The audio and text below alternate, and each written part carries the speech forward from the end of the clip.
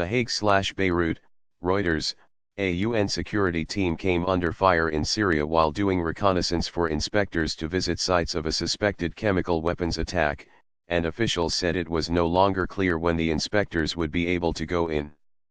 The inspectors from the Organization for the Prohibition of Chemical Weapons are in Syria to investigate an April 7 incident in which Western countries and rescue workers say scores of civilians were gassed to death by government forces. OPCW Director General Ahmed Aoija 1/4 MCA 1/4 said the United Nations Department of Safety and Security, UNSAS, had decided to carry out reconnaissance at 2 sites in the town of Doma before the inspectors would visit them. On arrival at Site 1, a large crowd gathered and the advice provided by the UNSAS was that the reconnaissance team should withdraw. He told a meeting at the Watchdog Trademark's headquarters in remarks it later released.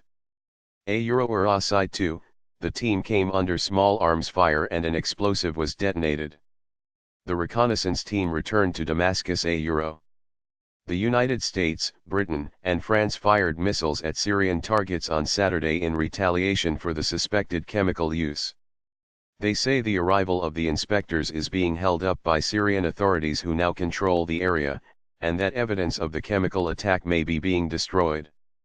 Damascus and its ally Moscow deny that any gas attack took place, that they are holding up the inspections or that they have tampered with evidence at the site. Britannia Trademark's ambassador to the OPCW Peter Wilson said it was now unclear when the inspectors would be able to reach it.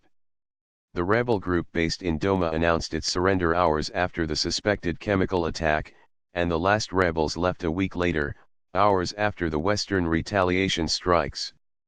The U.S.-led intervention has threatened to escalate confrontation between the West and Assad. Trademark's backer Russia, although it has had no impact on the fighting on the ground, in which pro-government forces have pressed on with a campaign to crush the rebellion. Assad is now in his strongest position since the early months of a 7-year-old civil war that has killed more than 500,000 people and driven more than half of Syrians from their homes. Delay causes dispute. The OPCW team will seek evidence from soil samples, interviews with witnesses, blood, urine, or tissue samples from victims and weapon parts. But, more than a week after the suspected attack, hard evidence might be hard to trace. An official close to the Syrian government said the UN security team had been met by protesters demonstrating against the U.S.-led strikes. It was a message from the people, said the official. The mission will continue its work, the official said. Doma was the last town to hold out in the besieged eastern Ghouta enclave, the last big rebel bastion near the capital Damascus. Eastern Ghouta was captured by a government advance over the past 2 months. Syria Trademark's UN ambassador said on Tuesday the fact-finding mission would begin its work in Doma on Wednesday if the UN security team deemed the situation there safe. The Syrian White Helmets rescue organization, which operates in rebel-held areas, has pinpointed for the OPCW team the places where victims of the suspected attack are buried, its head Raid Sally said on Wednesday.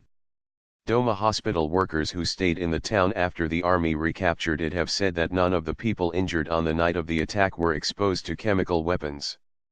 Medical charities operating in opposition-held parts of Syria have dismissed those statements as propaganda, given under duress now that government forces control the town.